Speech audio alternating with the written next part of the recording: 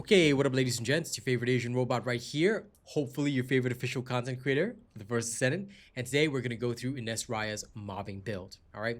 I'm a little tired, so I might say things that are wrong today because I had a really bad sleep last night, but that's okay, alright?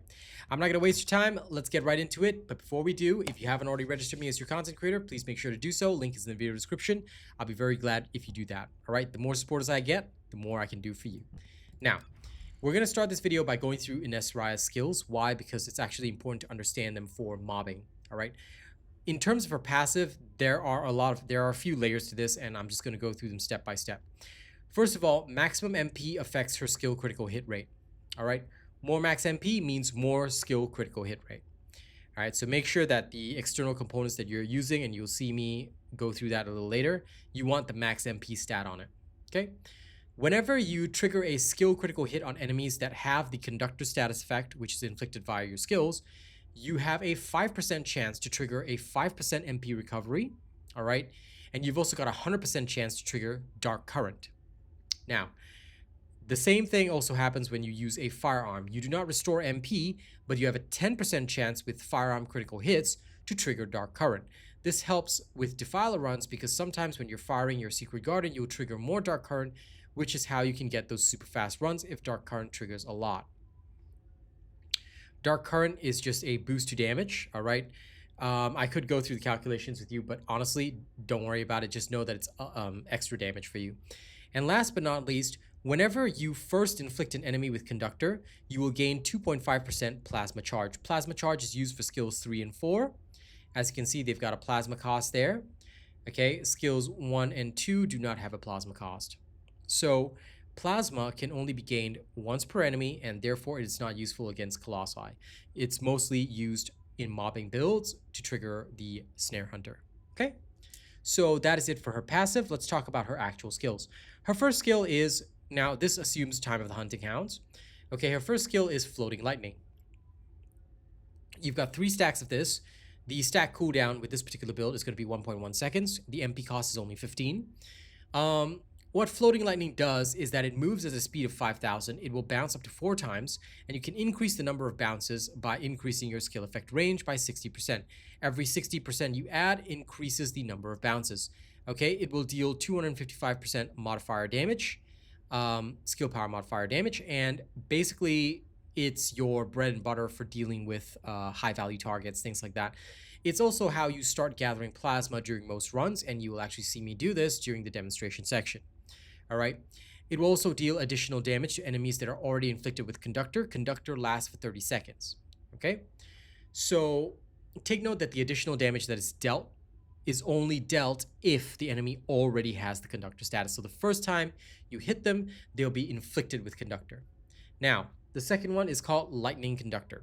This one is now on a 2.2 second cooldown. MP cost is very expensive though, 75.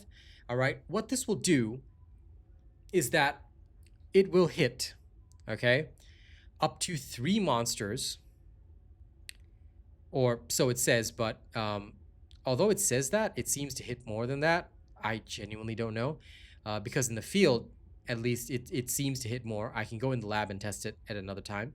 But anyway, the amount of targets that you can hit is also increased based on your skill effect range. Now, the max expandable range on this is 200%, but much like with the first skill, there's actually a bit of a quirk there. You can go far beyond 200% and increase the number of targets that you can hit with Lightning Conductor, so do be aware of this, okay? The range on this skill is also pretty fantastic. We only use a single range mod in this build, but the range on this can go, with just one mod, it can go up to 30 meters. But here it's at 28.8 meters, and that is pretty huge. It's an AoE all around you, all right? So feel free to utilize this. Now, whenever you trigger it, it will deal a skill damage modifier of 424%, okay, in that damage range around you. And if the enemies around you are already inflicted with the Conductor status, it will deal bonus damage of 106% modifier, okay? So do take note of that. I'm going to remove my green screen for the remaining 2 sections, so it's a bit easier to focus. Okay, the third skill is called Snare Acrobatics. This is on a 3.3 second cooldown. It will cost you 150 plasma to use, and there is a charge up time. Okay, it will cost you 30 plasma per 0.1 seconds that you actually charge the skill. Okay, so be aware of that. Now, what you need to do is you can choose a particular movement distance, all right, when triggering the skill. You can increase the damage of the skill up to 100% based on how long you charge it. And the range also increases, all right? I believe the range that increases is the final explosion range. There's a minimum range and a maximum range, all right? That should be what increases with the amount of charge. Charging the current increases the damage, movement distance, and lightning blast range. Okay, so it also increases the movement distance, so be aware of that. That means that if you charge it for longer, you will be able to move further. Okay, the damage dealt by this skill is actually really, really high, but the main damage actually comes from the burst at the end. So if you're using this on an elite target, you want to use it where the target is going to be. I usually aim for just before the elite target, and then I blast it there. I'll try and show this on the 400% bosses so you guys get a good idea of how we use this, all right? And that's basically it. If the enemy is already inflicted with the conductor status, by the way, you will deal bonus damage of up to 468.6%. So this thing is best used if you've already inflicted the conductor status on an elite. Then you hit them with this and they're going to suffer mondo damage. So it's useful, but you are vulnerable when charging. So if you're going sort of semi-glass cannon, you will suffer with that. Last but not least is Snare Hunter. Okay. With my build, it's on a 6.5 second cooldown. You've got 2 stacks of this, and the plasma cost is 350. Now, what happens is that you will throw a plasma acceleration coil forward, and it will create a thunder snare at the point of impact for a certain period of time. The thunder snare lasts for 10 seconds, and it deals damage every half a second, 0.5 seconds. The continuous damage modifier is not much, okay? But the radius is pretty big on this. The projectile itself also explodes and deals a particular amount of damage. I believe that's 392.7, okay?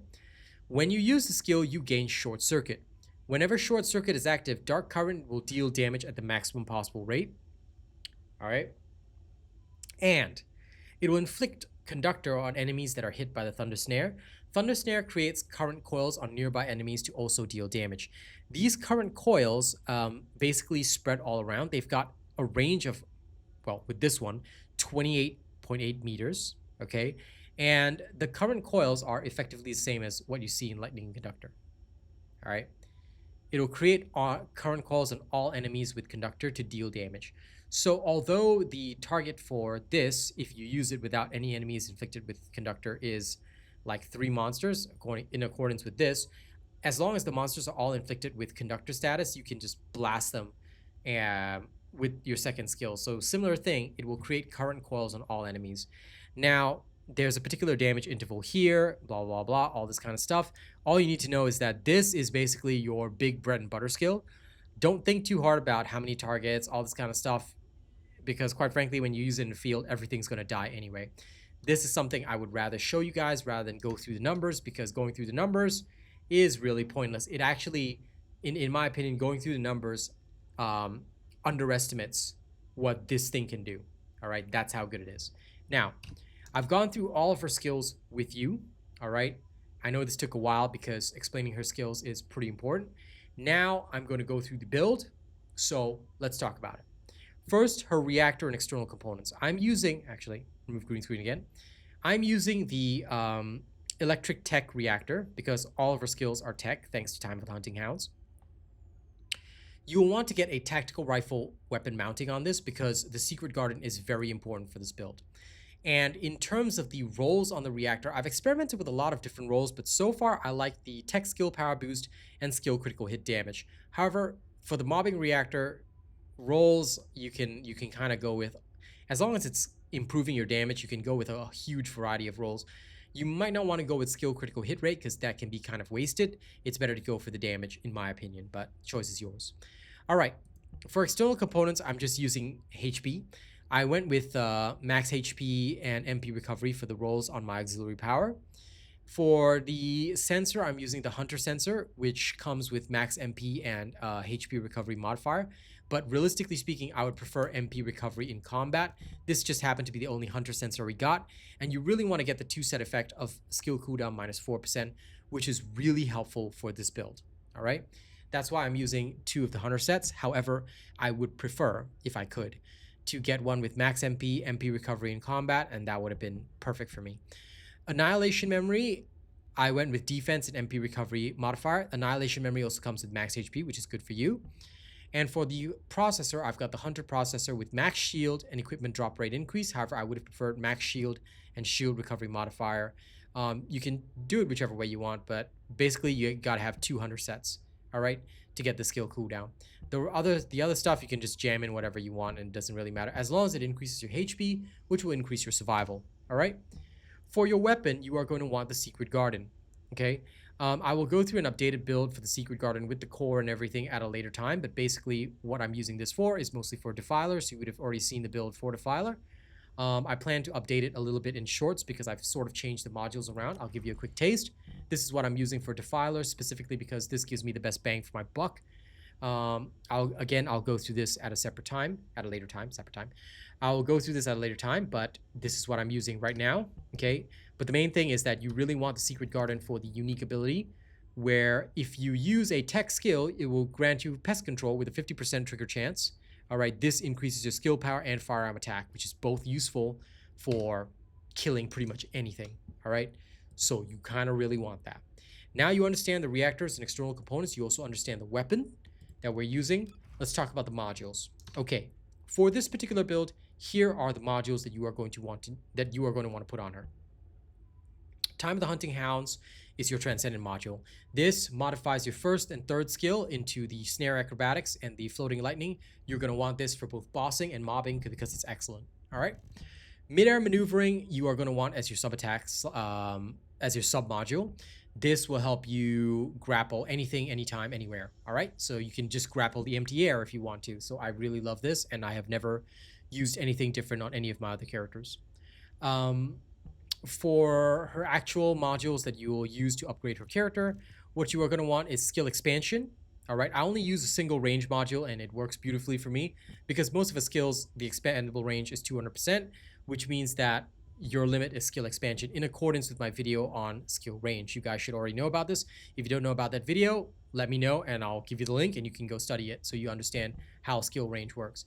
While you can increase the so-called target count with more range, it is not necessary for her mobbing build, okay? In terms of survival, you will have increased HP and HP amplification.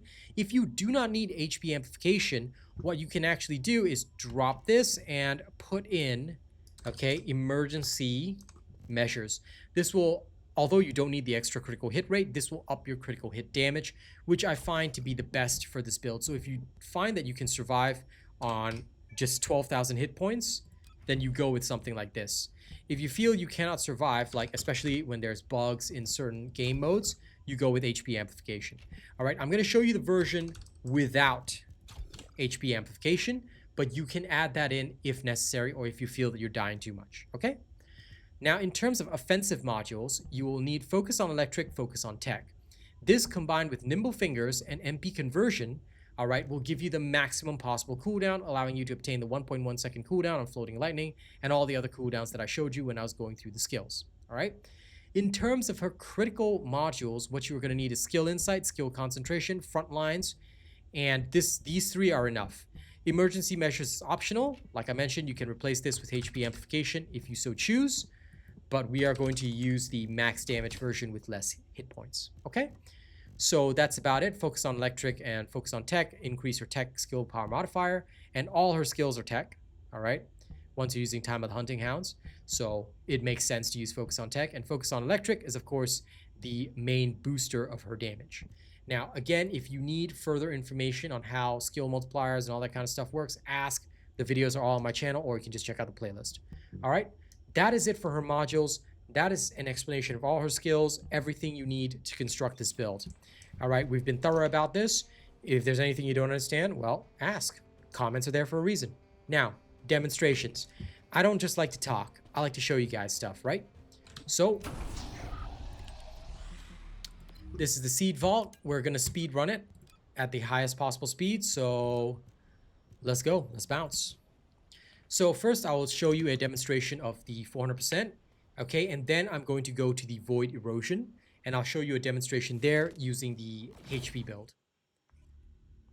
So let's get started.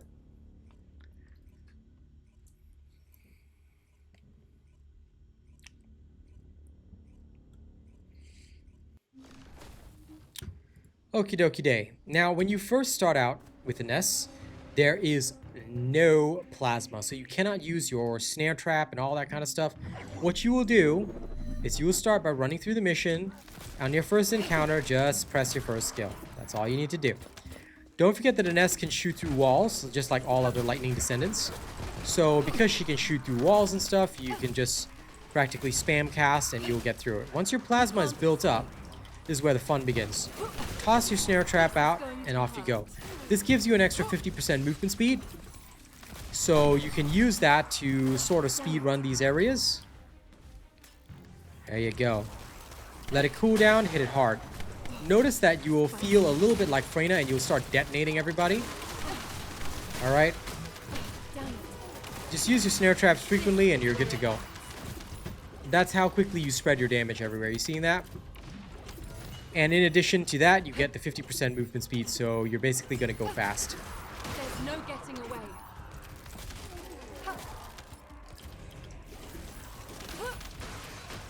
Use your snare trap liberally. Alright, especially get a nice movement speed going. Damn it, no. And then just go ham. Keep your movement speed bonus up as you go through levels, and you'll have a good time. Try to center the snare trap in an area where everything is going to spawn and watch them all die. Alright, see? Just like that. I also like to trigger my first skill along the way and have a good time. Keep trying. This is how I pretty much murder everybody and everything. I just cast my snare traps on cooldown and bada bing bada boom. Okay, everything is over, just like that. You can move on to the next area. Now, if you want to get all the loot, you can. Sometimes I just, you know, because I want to go fast, and if I'm leveling especially, I don't pick up every bit of loot. Because I mainly don't need it. It's mainly reactors for me.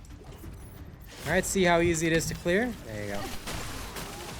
Just be aware that there is some delay before the snare trap actually kills them, so if they're explodey enemies, you want to be a bit careful with that, okay? Because they can end up detonating on you if you move too quickly. I do use your second skill occasionally, but notice that I'm not triggering the third skill at all. Alright, I save that for the boss rooms. Just make sure to keep up your movement speed, and you're pretty much good to go. Alright, keep up your movement speed, and off you go. Bang. Okay, here comes the boss. Now, the bosses, I usually start out with just my first skill. Okay. This is to get them into their phase. Now, once I know that they're in their phase, I charge up this skill and blast them. That's it. Now, that boss died a bit quickly, but hopefully I'll be able to demonstrate a bit more keenly on Claudia. Alright. I'll just charge this up and then boom. So, sometimes you don't even need to use the boom to kill them, which is, again, how crazy her damage is. Like, quite frankly, I could just also spam my first skill and kill them that way. And just like that, the 400% mission is over. You are done. Okay, this is 3 minutes and 10 seconds. I'm only using a reactor that's been upgraded 3 times. Upgraded 5 times, you're going to clear it slightly faster than that. Okay? And of course, you want sprint speed on your gun so you can run even faster. Alright, you feeling me on that? That's what Ines can do. That's how strong Ines Raya is. She will absolutely wipe out everything. 3 minutes and the 400% is done. You can speed farm stuff so fast, level weapons so fast that she is just absolutely insane. So there you go. All right. Now, Void Erosion. If you don't feel comfortable, now do the testing yourself. But if you don't feel comfortable with emergency measures, then by all means, please put HP amplification on. So we're going to do that. Now we're going to go into the Void Erosion Purge, and I'm going to show you rank 20. The same principles apply, but enemies do hit hard, so you have to protect yourself a little bit. But honest to God, same principles apply. You do exactly the same things that I've shown you, nothing different, nothing sus. Okay? Build has not changed. The whole video is not even edited. Again, to show that I have not done anything behind the scenes and whatnot. Oh, and if any of you are wondering about the inversion reinforcer, just follow the inversion reinforcer guide, or just keep the inversion reinforcer the same as what you're going to use for boss builds and things like that. All right, you can have a quick look here, but I rarely change that. At most, I change the antibody explosion to adrenaline rush, but this is only if you are going for speed. Okay, let's begin. So as soon as the Void Erosion Purge starts, you do the same thing. You start by firing your first skill, and then you just do that. Try to avoid getting caught out by these guys, and what you want to do is you want to build up plasma. The very second you build up plasma, then off you go. That's where you get to have fun, alright? Now for the elites, what I do is I shoot them, or if I'm in the mood, I will use my third skill. It really boils down to what you're doing, but I will toss my snare trap, and I will keep my movement speed up. That's the main thing. You want to keep your movement speed up at all times, alright? That's your little snare trap. Wherever enemies spawn, toss your snare, and off you go. Okay, you see enemies spawning in the distance? Good, you've got a second one for them, don't you? There you go, there you go. Focus on the elites, kill them. You can apply the same technique that I showed you with the Defiler. Well, you can shoot and cast, but please do be aware that if you're going to shoot and cast, you need to reload your weapon at some point. Alright? Sometimes there's just one hidden elite there, and then the rest will spawn again, so do that, there you go. And you just keep doing it.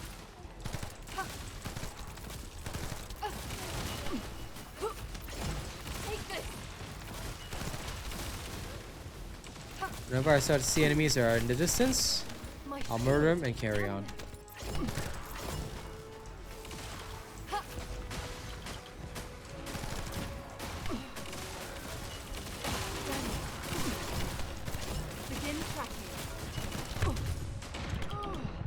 Now you can still get in trouble, and if you do, look for some hit points and you'll be fine.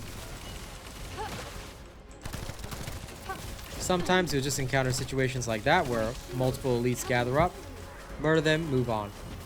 Alright? You can always murder them faster by combining your skills, but alright, I'll leave that choice up to you. I like to put them in the snare fields and then blast them. That's usually what works best for me. There we go. And try not to fall off the map as well.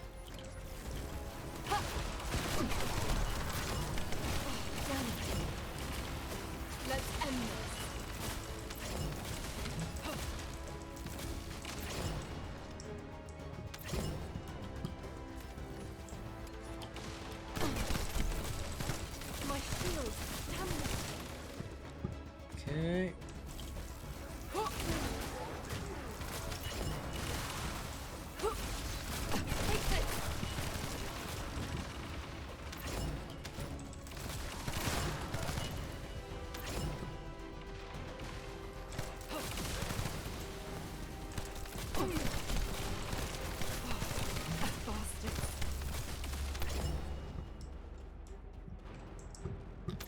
Where's the last guy? There he is. Okay. Now the final stage.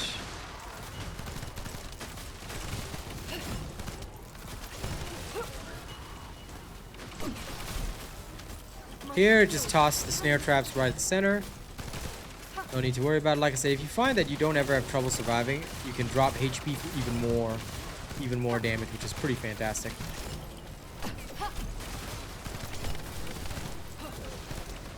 And now, Big Boss Nasty. Charge up beforehand, do the big burst, and there you go. This saves you a bit of time. Aim for the head. Hit him with a full burst, and remember that since the Nessus abilities can go through walls, you can just stand here and he will die. Okay, bada bing, bada boom, done. Okay, so that unfortunately took me roughly 4 minutes. You can get about a 3-minute clear time if you go full on crits with a fully upgraded reactor. At the end of the day, choice is yours. But yeah, this is what Ines can do. And that's it for a mobbing build. All right, so if you guys have not yet seen the power of Ines's mobbing build, you've seen it now. Okay, enjoy. Go ahead and kill everything. And of course, Before we go, don't forget to like, share, and subscribe. Don't forget to register me as your content creator. And here are January's top supporters.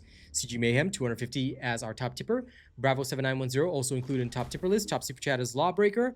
Top super chatter list includes D. Russ, Phil the Megapint, George Tishon, Chanel Name, Sir Tommy, Per Crab, BVS Fang.